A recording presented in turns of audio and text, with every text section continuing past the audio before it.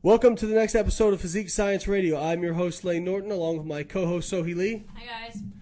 And Dr. Bill Campbell, an associate professor of exercise science at the University of South Florida, Go Bulls, in Tampa.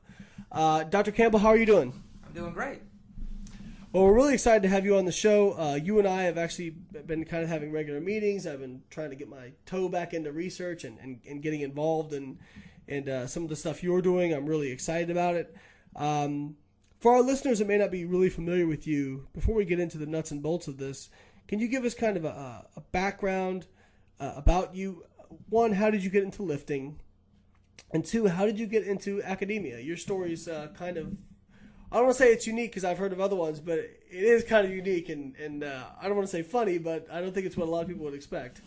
Sure. My initial undergraduate degree was in marketing, and my first job out of college was in sales, and I was selling herbicides and pesticides. So my job was to sell products that kill bugs and that kill weeds. And it was at that time I loved bodybuilding, was into bodybuilding, did a natural bodybuilding show about two years after I graduated from my undergraduate degree. And all day long I'd be, selling chemicals, and I'd be like, I just can't wait to get to the gym. So one day I finally realized I don't like killing bugs and weeds. wasn't my passion. So I said I should probably do something that I actually love to do and would do for free anyway. So that's when I decided the best way for me to do that is to go back to school, which I did. And that was a pretty long journey because when you have a business degree, you have no science background. So I had to start from scratch and take Anatomy and Physiology 1, Anatomy and Physiology 2, biology, organic chemistry. I'm just naming them. And that took 2 years out of my life to get all of these prerequisites.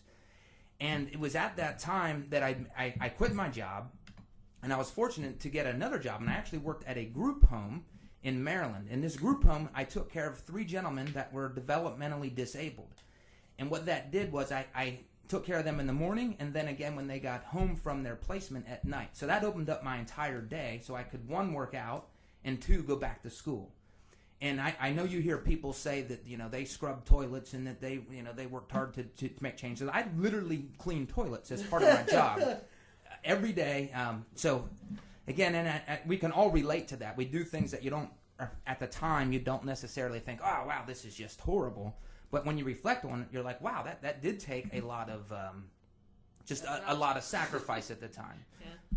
So, yeah, it's funny you say that because I remember being back and doing my PhD and like looking back now, I'm like, my God, what was I thinking starting a business while I was doing my PhD? As if I didn't have enough stress in my life, but it actually has given me a lot of confidence in my life because as even in undergraduate school, I'd look, near the end of the semester with like a month left, I'd be looking at everything I have to do and I go, oh my God, I'm not going to get this done.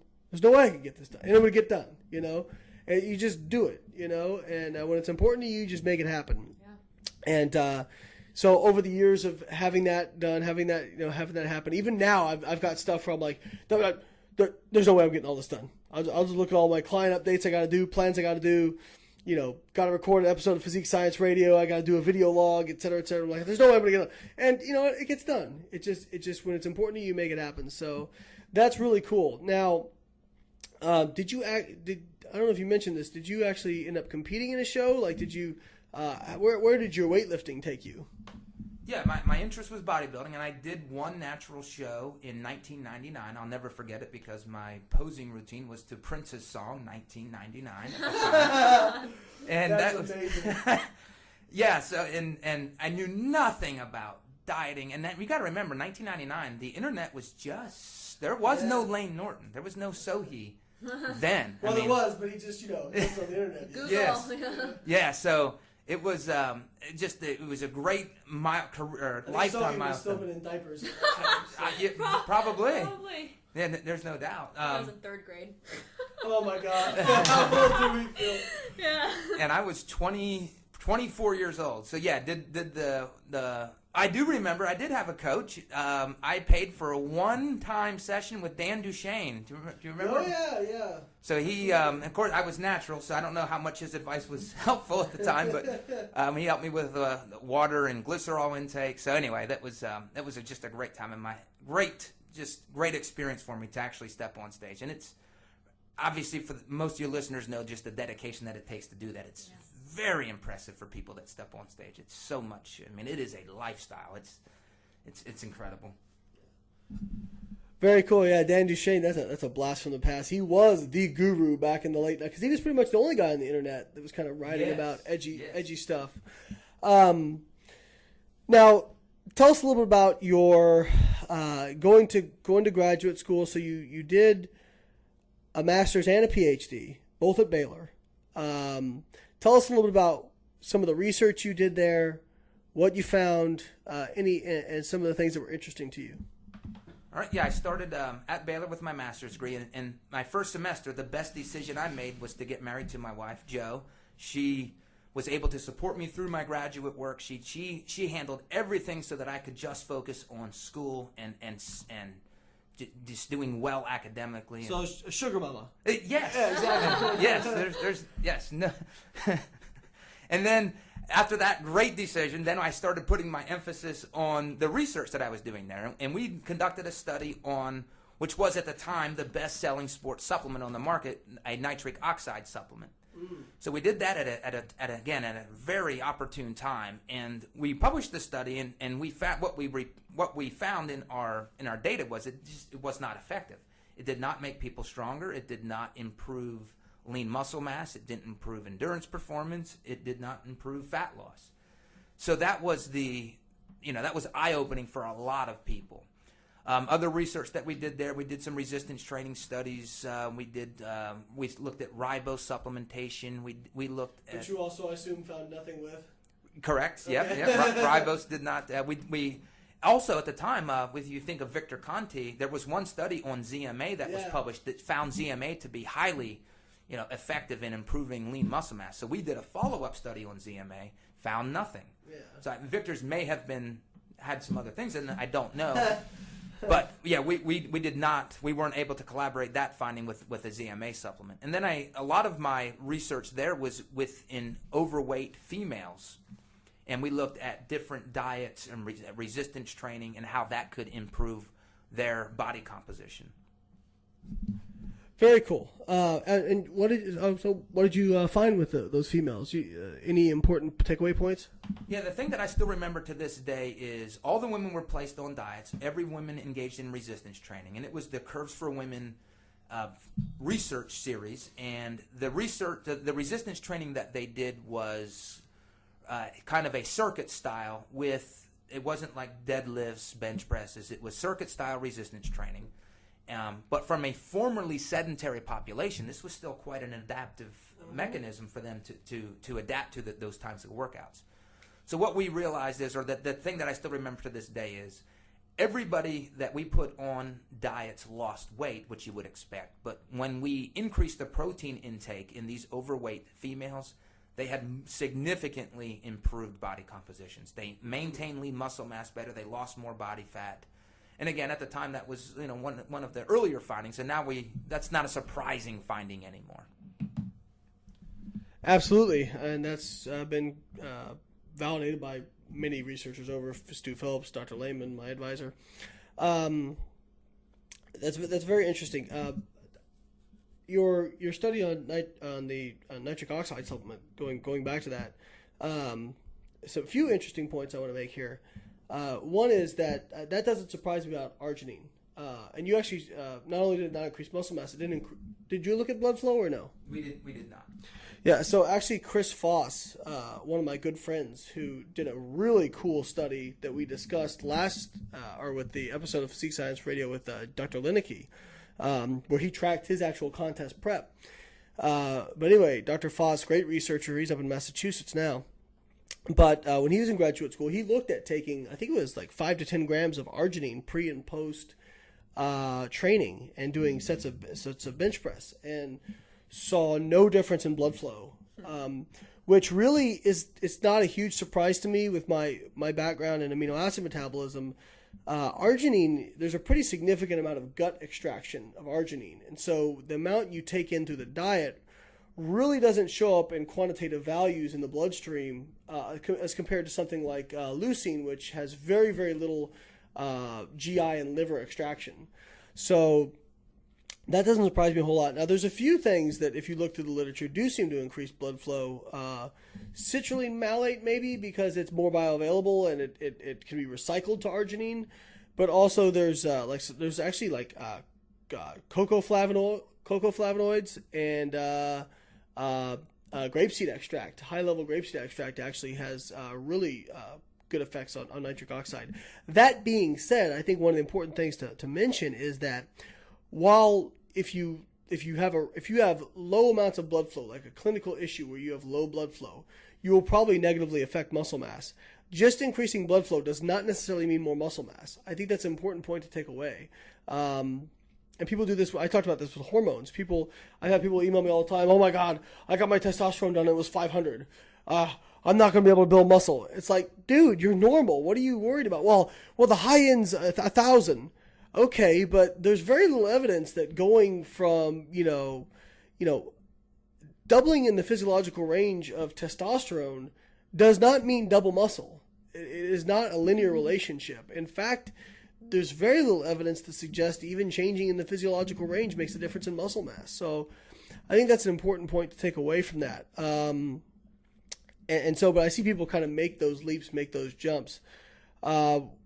So I guess one of the things I wanted to ask you is how was that kind of changing gears? How was that received by that company? Because I assume they funded that study. I don't know if this is a privacy thing, if we can even talk about it, but what was their takeaway? There was, to be fair, there was one positive finding of the supplement, right? Yes, yeah, there was a significant increase in bench press strength in the group taking the arginine-based supplement. If you were to ask me, well, what was the physiological mechanism for that? I don't know. I would say it's probably just an anomaly finding that because we had leg press strength and again a bunch of other performance variables that were not improved. But the company, I mean, you got to give them credit. They funded the study. We demonstrated it was safe. It just wasn't going to change somebody's physique as much as what maybe a lot of people thought about that particular supplement at the time. So yeah, I didn't have direct interaction with that. I was a master's student, so my mentor, did all of that. But right. I mean, you give credit to the company for funding it. You give credit to the university and my mentor, Richard Kreider, for publishing the study because, supplement companies don't want to publish negative findings. So it's one of those things. We reported what we found, and since that time, I'm aware of, over 10 studies, and again, in healthy populations, arginine is just not effective. It doesn't increase nitric oxide. It doesn't increase blood flow. Now, the caveat is if you are diseased, if you have cardiovascular disease, diabetes, arginine does seem to give us those benefits of blood flow, nitric oxide production, but not if you're healthy. I've yet to find research to support those statements. Exactly. That's a big point. And I think it's good that you brought up, I think I always find that people say, well, supplement companies need to validate that their products work. And then the supplement company will fund a study, and maybe it shows a positive effect. People go, well, they funded it, so it doesn't matter. And it's like, wait, so you guys are literally never happy. Like you're never happy. If they don't fund it, they're scumbags who don't care about it. And if they do fund it, they must have somehow altered the research. My graduate school research was paid for in large part by the National Dairy Council and the Egg Nutrition Center. At no point in time did I ever have anybody from either of those come into lab and say anything to me, ever. I never got an email from. I met one person from the Egg Nutrition Center at a scientific conference for literally 5 seconds. And it was, Lane, this is such and such, the vice president of the Egg Nutrition Center. Hi, nice to meet you. Thank you so much for the support. You're welcome. And they weren't terse or anything like that. They were just busy. But there was never any looking over my shoulder or anything like that. Now, I'm not saying that never happens, okay?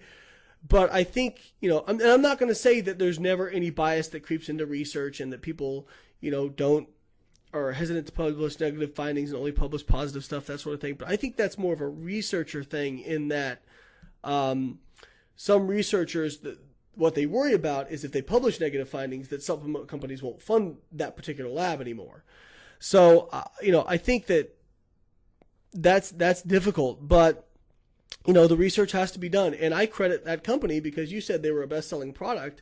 They obviously didn't need to do it to increase their sales. They actually did genuinely care about whether or not it worked. And this was an experience when I worked with Scivation.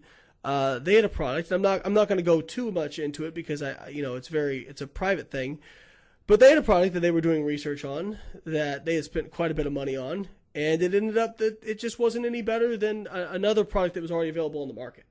And they had invested a lot of money in this, and they eventually sat down and said, you know what, we're just not going to bring it out. And they already had labels and they had everything, and they just thought, you know what, we're not going to bring it out.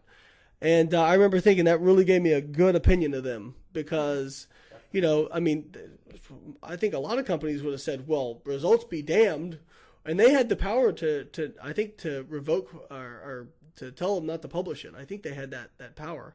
But they said, no, you know what? We're just not going to do it because we can't validate it. So there are good companies out there. And I think if you want to criticize a study, I think criticizing the funding source is kind of lazy, to be honest with you.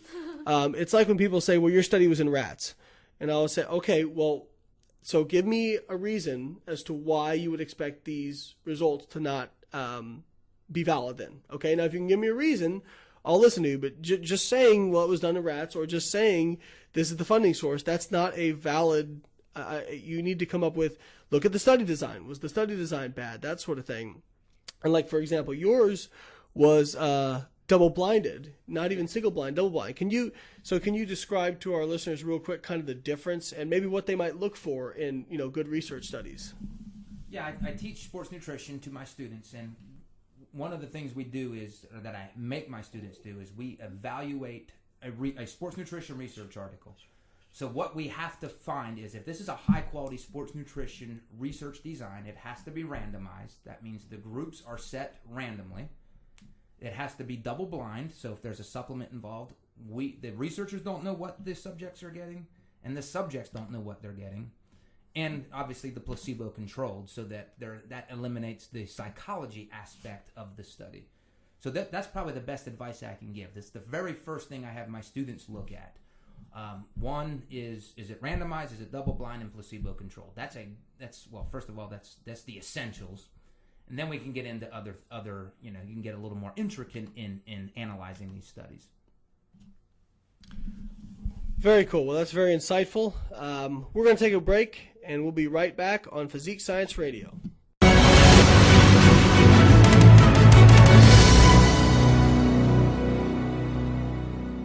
Hey guys, one of the things that's always on my mind is how can I give back to the industry that has done so much for me? That's why we formed the BioLane Foundation. The BioLane Foundation is a philanthropic initiative to raise money for grad school level research that is going to contribute to the fitness industry. It is 100% tax deductible, and 100% of all your donations will be paid out to students. If you'd like to donate, you can go to biolane.com, click on the About tab, and click on BioLane Foundation, and you can put your donation in through there. Or, if you're a student and you'd like to apply for a grant, please go to biolane.com, click the About tab, click BioLane Foundation, and you can find the applications online there. Thank you guys so much, and I'm looking forward to all the great research that comes from these donations. Hey guys, you know me, and you know I love cooking up macro-friendly option meals. But sometimes when I'm always on the go, that's just not an option. So when I'm on the go or can't cook a meal, I love Quest bars. You know I love protein and fiber, and these are packed with 20 grams of high-quality protein and super high in fiber. And it's easy to stay on target when you've got Quest bars that you can bring with you anywhere. They're delicious compared to other bars that taste like bricks and leave you feeling gassy and bloated. So pick up a bar of Quest bars today at questnutrition.com, GNC, and Vitamin Shop. Also, Follow them on Instagram at Quest Nutrition and youtube.com/Quest Nutrition for great recipe ideas to keep you on your goals but eating delicious.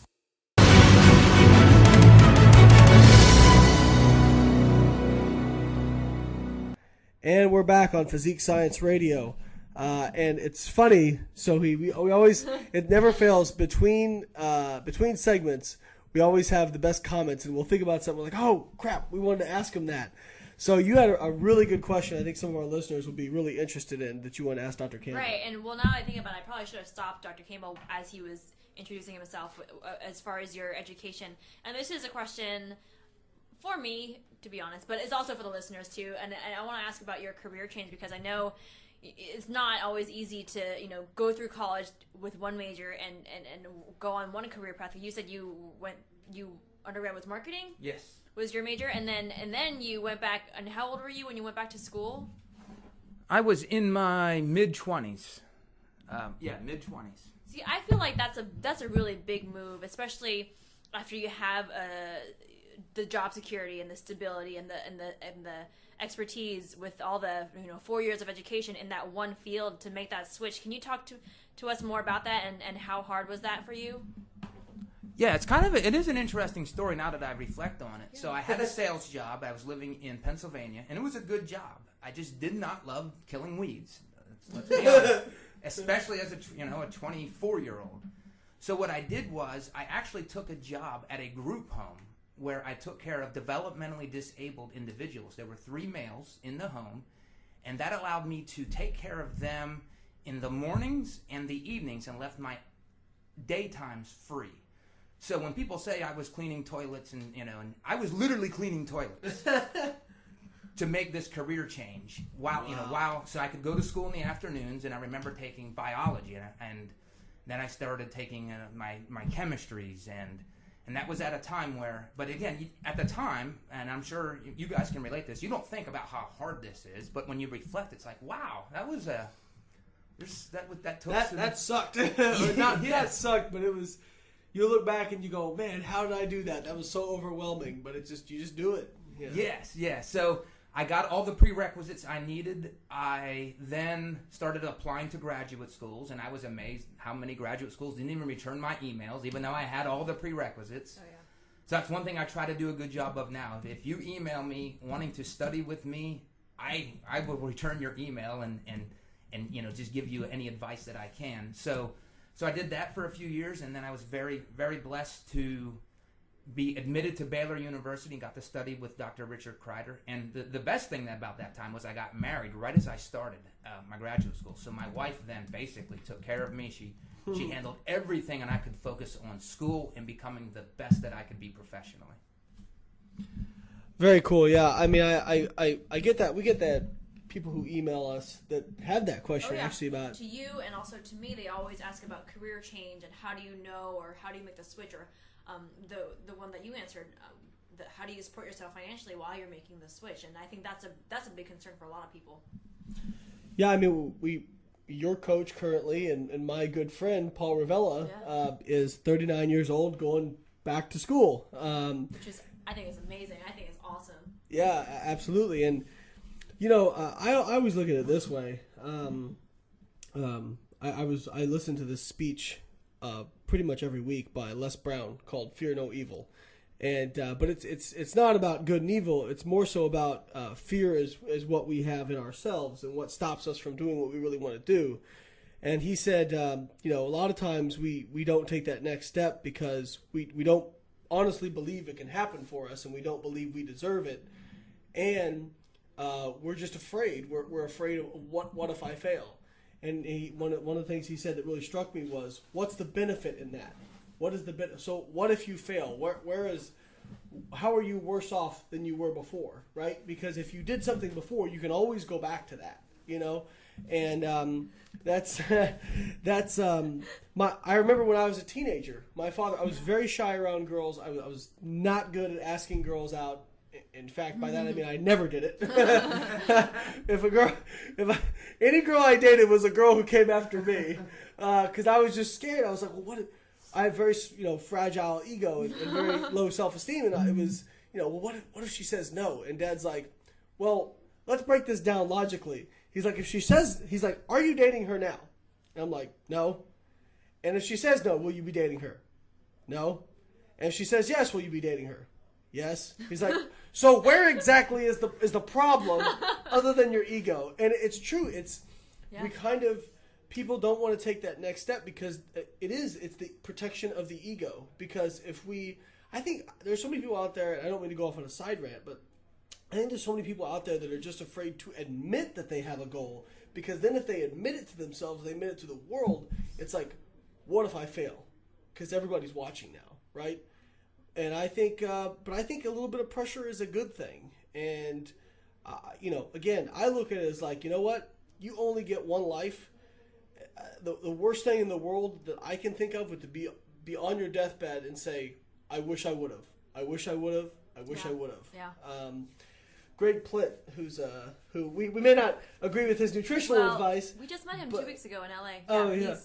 But he had I don't know if it was his quote, but he in one of his videos he said, "I failed is 10 times the man of what if, because what if never even went to the arena."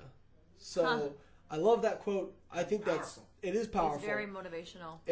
But it's very true. Mm-hmm. I mean, so to our listeners out there, not to go off on a big side rant, but if you're passionate about this or anything in your life, we highly encourage you to pursue that. Okay, and a lot of times we don't know what the next step is, but you know what? Sometimes you just start stepping, and you'll find your way. Yeah. Okay. And on that note, actually, I do want to recommend 2 books because I'm a big book person. One, if you're struggling with facing obstacles and making change and fear of failure and fear of risk, if you're considering a career change or anything, or especially in the entrepreneurial world, and we know how hard that can be. And I know I have some friends who are facing the same struggles with not fearing the criticism and the feedback, but you should definitely read The War of Art by Stephen Pressfield. And it talks about this thing called resistance, which is what we all face. He calls it resistance, and it's everything from finding the perfect excuse not to do the one thing that you should do. If I have an article to write, then, but I have to do my dishes. I have to get my oil changed in my car. Like, you always find an excuse to not do what you know that you love to do because it's scary. And so it talks about that. It's a really quick read. It's just one night. And the next one I'm reading right now, it's called The Obstacle is the Way by Ryan Holiday, and it talks about how struggle and obstacles should be a good thing. Lean into the struggle. Really great. Yeah, I'll close with one thing on that thought, and that's 2 quotes by myself because I'm an expert on myself. How arrogant is that, right? But I say the path of least resistance leads to one destination and one destination only, and that is the land of mediocrity. Okay, take the path less traveled, or blaze your own path, even better. And I forgot what the other quote is, so we're just going to skip it. Is it do not fear failure? Don't fear failure, fear mediocrity. Dave Ramsey said the enemy of the best is not the worst, it's average. It's okay, because that's safe. And then I'll get people to say, Laner, there's got to be average people. You can't have everybody be excellent. And I say, yeah, you're right. But trust, there's always going to be plenty of those. It doesn't give you an excuse to be one. There's no excuse that's not an excuse to not try. Exactly. So, anyways, that's our little 5-minute motivational segment. But we really have some science questions we want to ask Dr. Campbell. Dr. Campbell, you gave a really cool speech at our VIP camp this past summer where you talked about meal frequency and its effects on body composition. And so let's start with 2 kind of aspects. I guess there's 3 aspects to it. 1, does it affect fat loss, meal frequency? 2, would it affect muscle gain? And 3, do we see any overall effects in terms of body composition, performance, that sort of thing? So I'd love to hear your thoughts and kind of summarize the research for us. Sure. And before I do that, let me just say how fun the camp was, and I'm looking so forward to coming back next summer. It was great. It was just a fantastic week.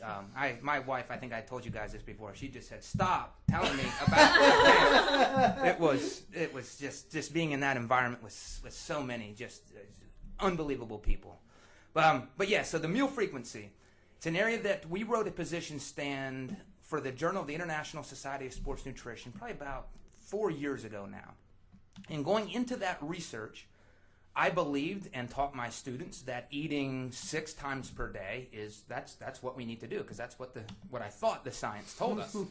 You need to eat every 2 to 3 hours. Well, because at the time that was the known fact, right? Yes, Quote, unquote, that known was fact. the fitness fact. You just do this. Right. And the answers we're given were typically, well, we'll increase your metabolic furnace. So I walked into writing this position stand, and I hate to say this, but I was biased. I thought, okay, well, I'm going to find a lot of science to support that. But when I sat down and tried to find all the science, not only did I find studies that didn't support it, there was just no evidence to support it.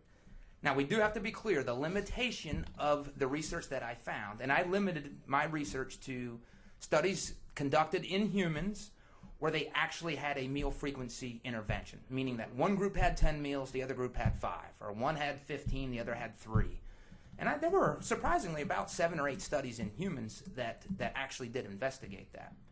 But the one thing that is lacking that we need to state up front, these were not people that were resistance training, these were not athletes. So the population were sedentary or overweight population. So that's what we have to work with. So let's make sure that when we extrapolate that, we have to keep that in the back of our minds. Now one thing I'll add in, so I'll just throw in a quick question. Do you see any reason why you would think resistance training might change the outcomes of this?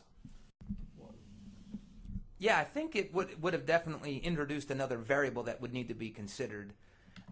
Just to rehash, and I made this point, but the studies were all done in sedentary people who were not exercising. So if you are more advanced in your training and your physique aspirations, I think that, yes, you want to make sure you get at least a minimal amount of meals or this protein bolus throughout the day. And if I had to guess what that is, that's probably about 4 times. I don't think 5 would hurt anybody. If you're eating once or twice a day, again, you're not maximizing muscle protein synthesis as much as you could. So yes, I do think that resistance training would force us to consider some other issues. And obviously, if you're resistance training, you're probably having different goals in your physique as well. Yeah, for sure. And like I said, we looked at kind of protein intake and does it make a difference in terms of frequency, and we saw yes, in terms of muscle mass, not in terms of body composition was actually still the same between groups, but muscle mass was different. So they still had the same body fat percentage, but they had greater muscle mass in groups that were.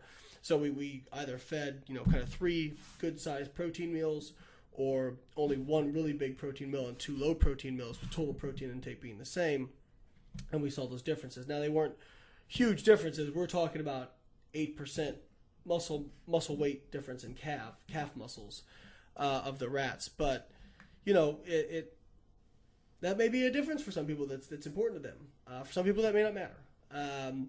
And Dr. Stu Phillips kind of had similar findings in that he looked at feeding over a 12-hour period, either 2 meals, 4 meals, or 8 meals, found that 2 meals weren't optimal and 8 meals weren't optimal, that 4 meals were optimal.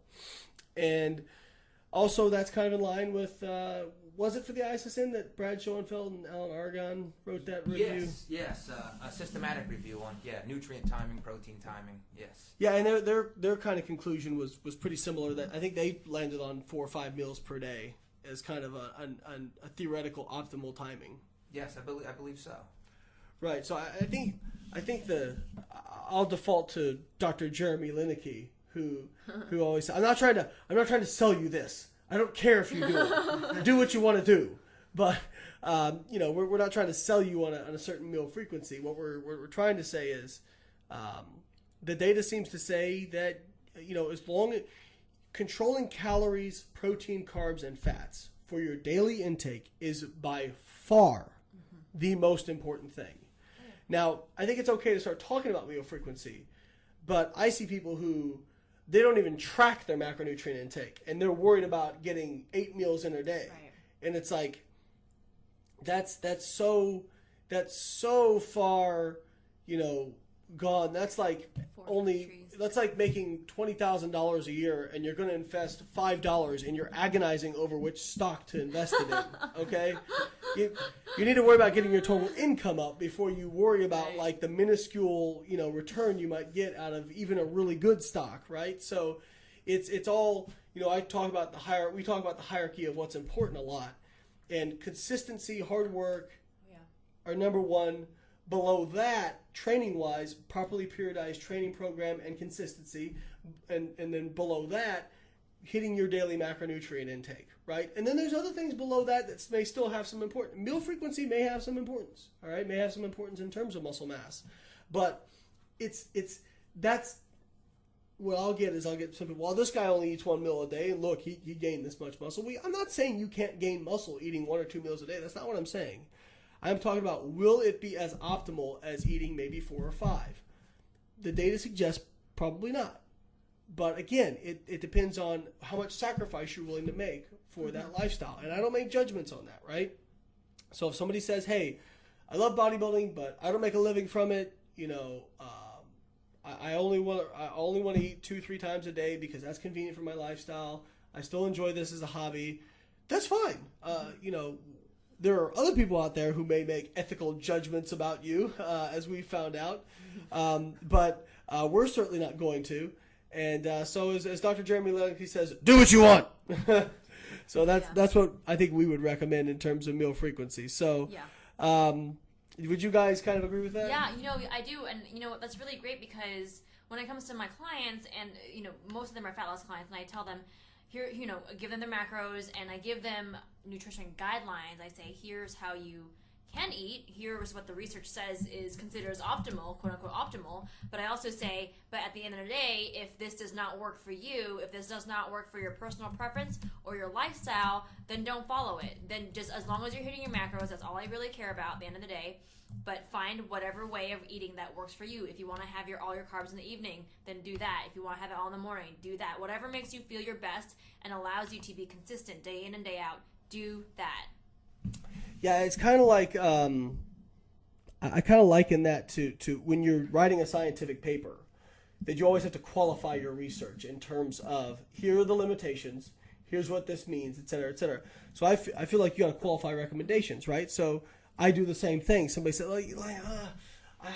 I know it says I should get 35 grams of carbs pre-workout, but I only got 25. I remember, but that's fine. There's nothing wrong with that. You hit your daily numbers, okay? Like it's not a huge deal, okay? Now, if you're hitting your daily numbers and you're, let's say you're at home and you have time to plan everything out and you can do those kind of specific little things, that's great. But that's the last 2-3%. You know what I mean? Don't miss the forest through the trees. I think that's what we're trying to say. Mm-hmm. Yep, I completely agree. So as Dr. Lineker would say, do what you want. Okay, guys, we're going to take a quick break, and we will come back. We're on Physique Science Radio.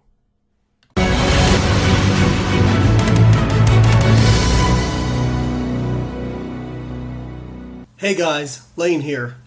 Well, you all know how much I love variety in my diet. I can't stand eating the same bland food every single day.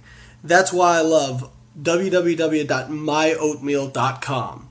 It's an amazing website where you can go and customize oatmeal. I know. Why would I want to go customize oatmeal? I can eat it right out of the bag. Well, let me tell you why. MyOatmeal.com has 22 billion combinations of flavors and ingredients. You heard me right. 22 billion combinations. Whether you're picking out a pre-made blend or making your own customized blend, they have all kinds of flavors. Want red velvet cake? No problem. Snickerdoodle? You can make it happen. Butter rum? Oh yeah. Cheesecake? You can get it done. And you have all kinds of additives you can add. Apples, raisins, pears, nuts, all kinds of seeds. And you can sweeten it any way you want. Need to eat gluten-free? No problem. They've got it. The best part of it all? The macros are listed as you're customizing your blend, and they change depending on which ingredients you add. Eating a little bit lower carb? No problem. Choose ingredients that make your carb count lower. Need more protein? Add higher protein ingredients. You can customize your blend to make it almost any breakdown that you want, and the prices and macros change as you change your blend. So go on over to www.myoatmeal.com and check out some of the blends that have already been made, or be adventurous and make your own. That's myoatmeal.com. Check it out, guys.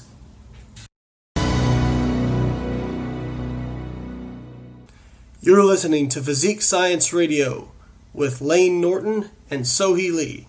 If you like what you hear and you'd like to learn more about us and read some of our articles, please visit my website at www.biolane.com and Sohee's website at soheefit.com. Thanks, guys. We appreciate you listening and hope to hear more from you in the future.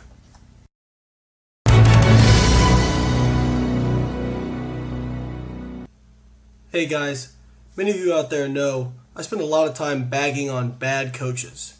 And certainly there's more than enough of those to go around. But a lot of times people ask me who I do recommend. Well, one person we can recommend wholeheartedly is Paul Ravella of Pro Physique. Paul has received more referrals from me over the last 2 years than any other coach, and with good reason. Paul is competent, professional, caring, and carries himself with a lot of integrity. If you hire Paul, you're going to be getting the very best at a great value. Paul is also one of my closest personal friends, and I can say with absolute certainty I feel 100% comfortable with referring my closest friends and family to him, because I've done that. Paul Ravella of ProPhysique.com. Check him out, guys.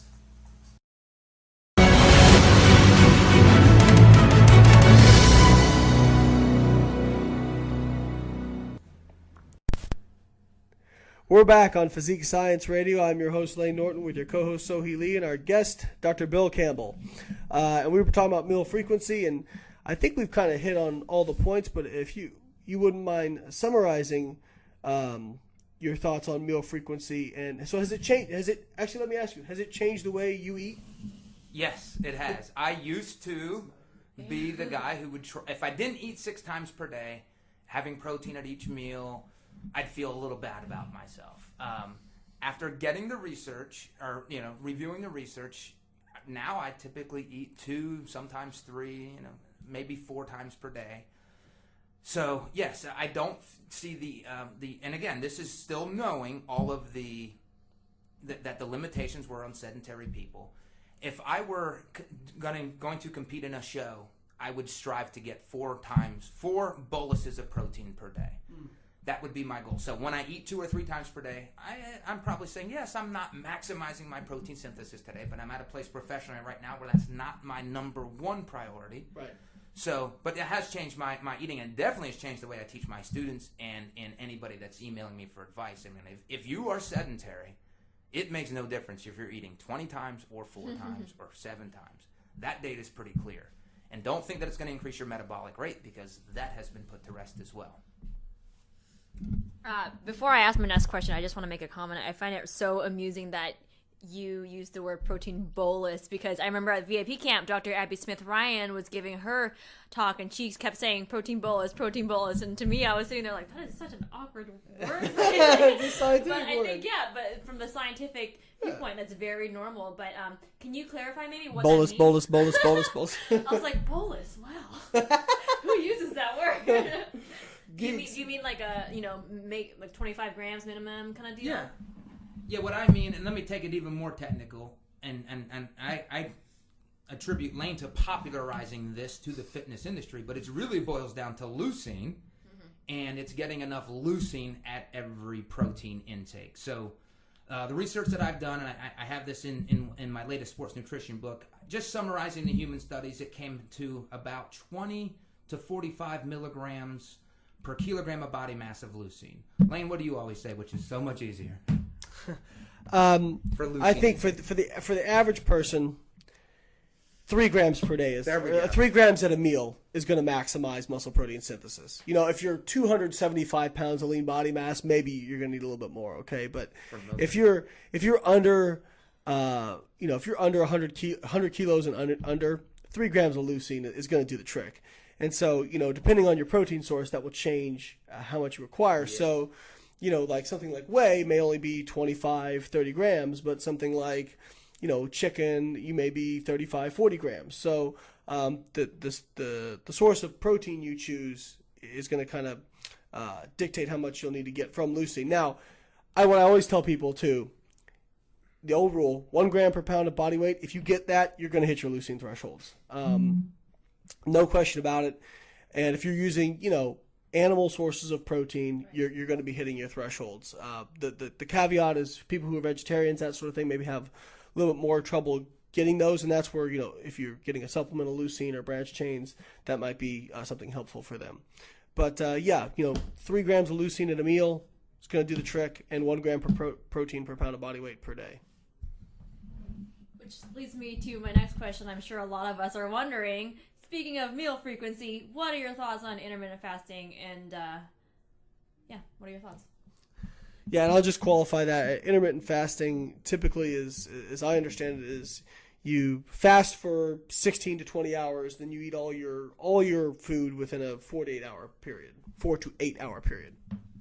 Yeah, I don't have a strong opinion on intermittent fasting simply because I haven't taken the time yet to study all the literature that's out there.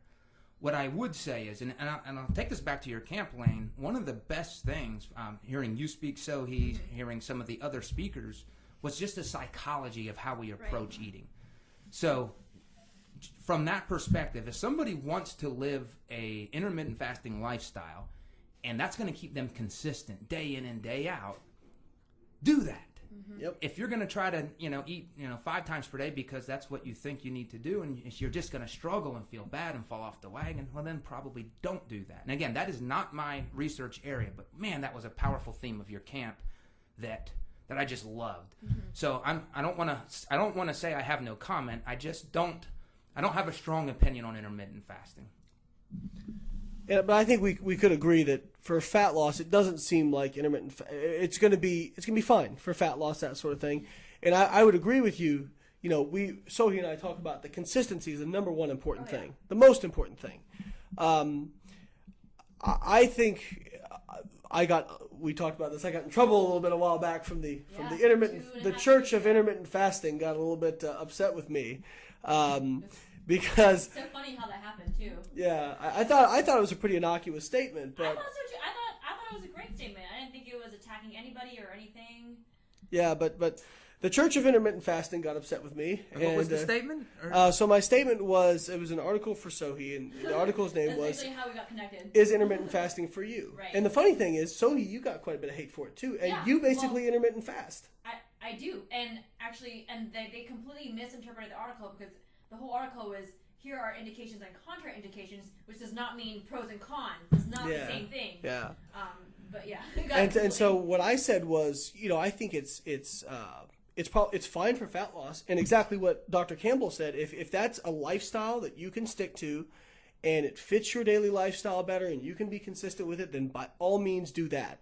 Now, one of the two things that I thought I was a little bit concerned about was, one, if you're a bodybuilder, it probably is not optimal for muscle mass based on the research that we've discussed.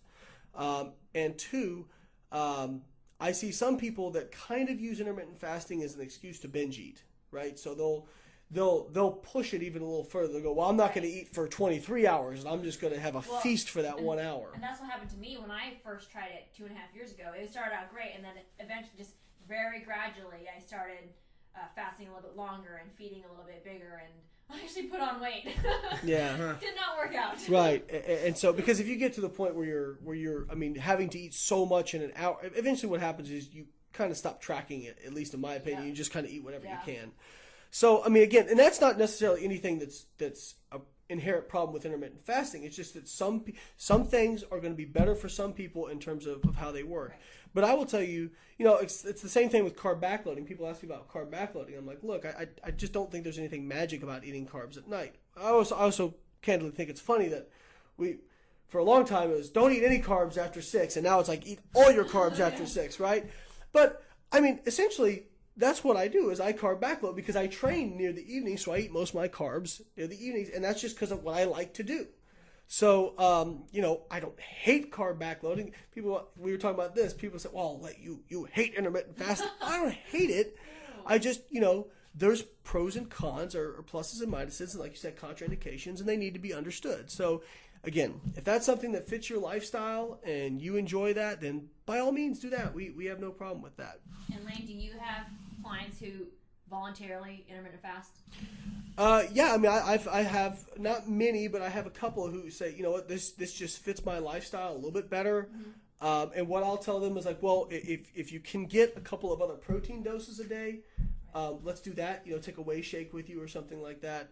But, you know, if you want to intermittent carb restrict or whatever it is, that's totally fine, you know, and because I think most people can, you know, take a whey protein shake or something and just down it real quick, and it's not going to negatively impact their lifestyle. But even if that gets to the point where that's too much of a hassle, then I'd rather them be compliant than feel like they're failing. So now, Dr. Campbell, I know you've got some interesting research going on currently. Can you talk to us about some of the research that you're currently doing right now? Because I think our listeners, especially competitors, will be really interested in it. Yeah, sure. That's not on mute.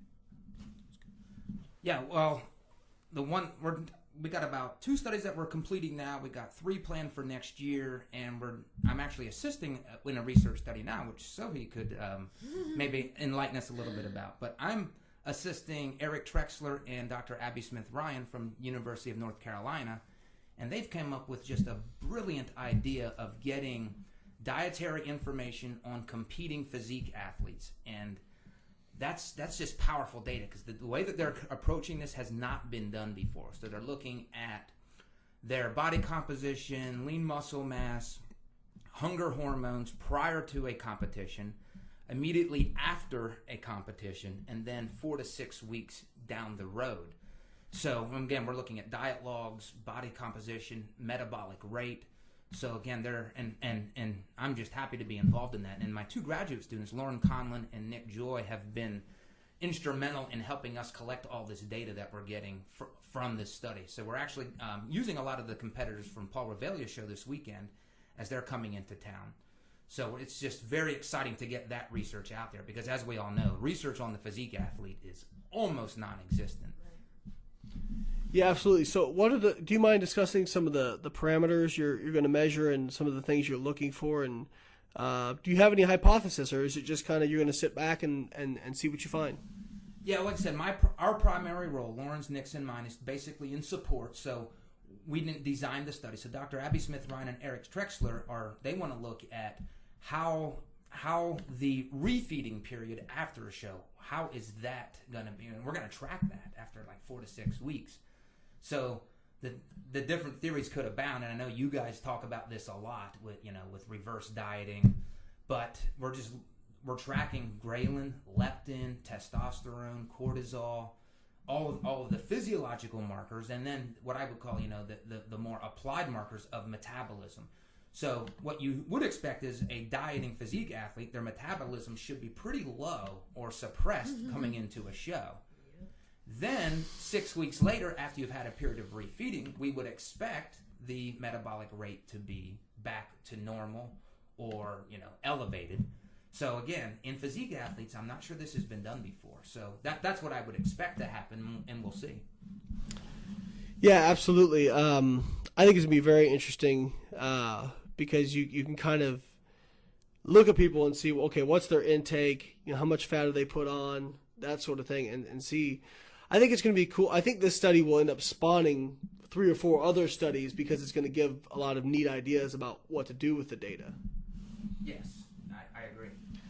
Sohi, you actually, so I guess, can you talk about it, because you are actually a test subject in this study. Well, I was emailed actually just earlier this week on a Monday, and it's Friday right now as we're recording this, by Eric Trexler, and he said, hey, we're looking for participants for the study that we're doing for bodybuilding competitors. This should be your final show of the season. And I said, oh, hey, guess what? This is, I'm surprised I'm competing tomorrow at Paul Revela's OCB show that no one knew about. Well, so everyone wish Sohi best of luck, even though by this time she will have competed and stepped off stage. So everyone should know by now, by the time this comes out. But it was a ghost prep. Anyway, so I came down here, and this morning at 7 a.m. I met Dr. Campbell and I got all the tests done. I got body comp analysis, body fat analysis, and RMR, and took the saliva test, which I'm assuming tracks the ghrelin and the leptin and everything. Yep. So we don't have,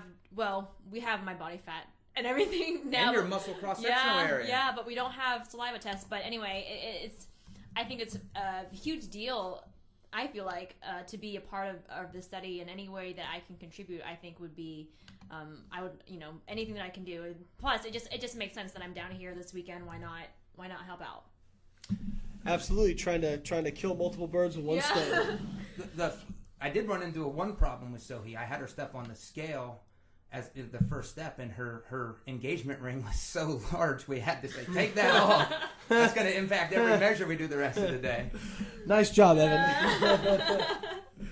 So we had a really good time having Dr. Campbell on the show, and I think you got some really cool research that's coming up, and we love that you're very interested in looking at physique athletes. There's just not enough of that research out there. It's not. I always tell people, like, look, it's like what we do with the BioLane Foundation, trying to raise money for this sort of research. And we talked about Eric Trexler, who was the first winner of the BioLane Foundation grant. I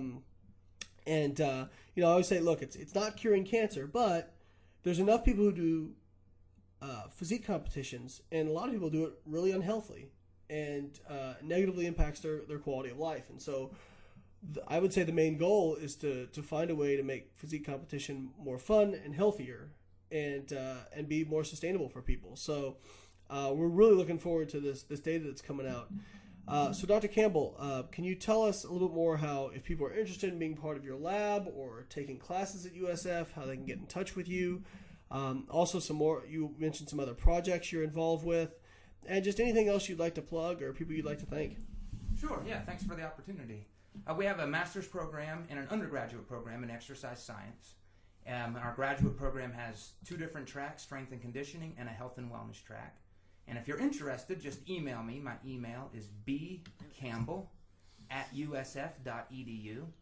And our research really focuses on 2 things, performance and physique. That's the name of my lab. It's the Performance and Physique Enhancement Laboratory. So we do that through two main outposts, resistance training and nutrition intake, but primarily protein intake, and then also targeted sports supplements. So that's kind of what we do on a daily basis. I'm also starting a line in female physique enhancement, so I want to try to do a little bit more with females, just because I haven't done that in the past, and it's an area that I think females seem to be so much more compliant with their training and diet, so that's... Thank you. Men, step your game up. So that's an area that's excited me. And on that front, we're going to start a study in the spring. Another graduate student of mine, Tanya Davis-Miller, will be looking at in females only. And this is a powerful study because everybody has this question. Is resistance training prior to cardio training, is that better for fat loss? Or is cardio first followed by resistance training second? Is that superior? We do have some data, but it's all acute, where we look at like fat oxidation for 2 or 3 hours following. I'm not aware of many studies that have tracked this over an 8-week period. So that's what we're going to do. And unfortunately, the cardio is more of the endurance-based, but that's where we're going to start. And then the follow-up, we can do then some high-intensity interval or some HIIT training with the resistance training. The other study that we're just finishing up, one of my other graduate students, Ryan Calhoun, is looking at, and this will be Dr. Zordos approved, a daily undulating periodization study. We're almost done with this, so we're really excited to look at the data.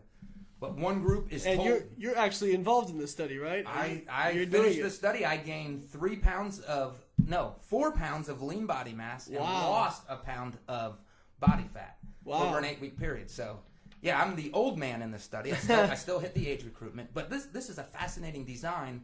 One group is told to, and this is a powerlifting study, so you're squatting 3 days a week, you're deadlifting and bench pressing 2 to 3 times per week. Very, very powerlifting focused. But one group is told you'll do the power workout on Wednesday, the strength on Monday, and the hypertrophy Friday. The other group gets to choose what they want to do on any day of the week, or on Monday, Wednesday, Friday. So the question is, if you get to choose what you want to do on any given day, depending on how you feel, do you seem to perform better over an 8-week period? So and I think the answer is going to be we're not going to expect any differences in the groups, but that's pretty powerful in and of itself, because if you can choose, why not choose your workout? Yeah, that's a good point. I guess if I was going to do kind of hypothesizing, my only difference might be maybe you get a little bit more volume in with being able to choose, because if you're able to do more on days you feel better, maybe it's a little bit better. We're tracking volume, so yes. Yeah, so that'll be interesting to find out. And then you wanted to also discuss another project of yours, the ISSN. Yes, yeah, the International Society of Sports Nutrition. I currently am blessed to serve as the president of this organization, and I just wanted to let everybody know that their national conference is going to be held in Austin this year. It's going to be June 11th, 12th, and 13th. We're having a great symposium on the first day, the Thursday, that is actually been popularized by Lane, which is like the physique science. So how can we change our bodies through diet and exercise? We just have a great host of speakers throughout the conference. So, and there's all kinds of regional conferences with the International Society of Sports Nutrition, and I've been involved with that organization since its founding, and I love it because it's the one organization, kind of like the NSCA. The NSCA is, and every organization has its problems, but the NSCA focuses on what I love, resistance training. The ISSN focuses on sports nutrition. So they're just a great academic society to contribute to the science of sports nutrition. So if anybody has a desire, their conferences are great, they're fun, they're not your typical stuffy academic conference. You actually, like Lane has been there, and you can actually talk to Lane. When you go to a lot of these other conferences, the speakers are in, they're out, they're not really engaged in or necessarily want to talk to the attendees. It is a different vibe at these conferences. It's phenomenal. But so, yeah, thank you. Is that conference open to everyone, or do you have to be a member of the ISSN? No, it's open to everybody. It's, again, and this year it's in Austin. Next year I believe it will be in Clearwater, Florida. And there are several regional conferences as well. So, yeah, but it's open to anybody who has an interest in sports nutrition, resistance training, and just looking and performing better. Awesome. Yeah, I mean, I've been to multiple ISSN conferences, and you know, they're small as far as scientific conferences go, but you know, it's very focused on stuff our listeners might be interested in. You know, and like you said, you can talk to the speakers, that sort of thing. I was there for 3 hours. I probably spent the whole time talking to people. So I won't be in Austin this year. I'm sorry, guys. I'm going to be competing at the IPF World Championships in powerlifting. But I will absolutely be at the following year in Clearwater for sure. And I'm looking forward to doing a lot more stuff with Dr. Campbell's lab, because we need this sort of research done. And I know it's what you guys are interested in. And, you know, I'm sure he'd love to hear ideas from grad students out there. And if you're interested in becoming part of his lab, please email him. Bill's a great guy. And we really appreciate him having him on the show. He was a great guest. And I think we have to have him on again in the future sometime. Oh, yeah, that was great. Thank you. Yeah, thank you, Dr. Campbell. Thank you. All right, guys, that was it for Physique Science Radio this week. We'll see you guys again next time.